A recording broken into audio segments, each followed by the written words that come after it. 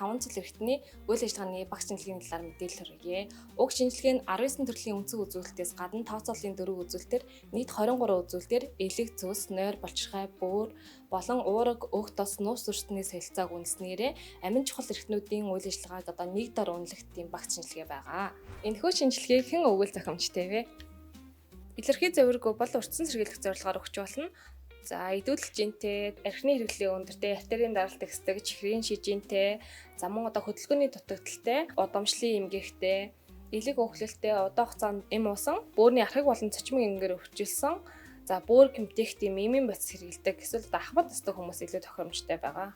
За би танд шинжилгээнд эрэхтэй хэрхэн бэлдэх талаар мэдээлэл өгье. Шинжилгээнд ирэхээс өмнө 6-8 цаг өлөн байх шаардлагатай. За тэгээд 6-8 цаг бүрэн чанартай унтсан байх шаардлагатай. За шинжилгээнд эрхийн урд өдөр нь болохоор шарсан, хуурсан, өөх тастай хоолгон суулан арх сахтуурлах ундаа хэрэглэхгүй байх шаардлагатай. Тогтмол удаг эм тарай байх юм бол 24-48 цагийн тухайн эмээ зогсоогоод шинжилгээ өгнө. Засаг хөдөлгөөн фитнесээр хичээлдэг байх юм бол тухайн шинжилгээ өгөхийнхөө өглөө засаг хөдөлгөөн хийхгүй байх шаардлагатай.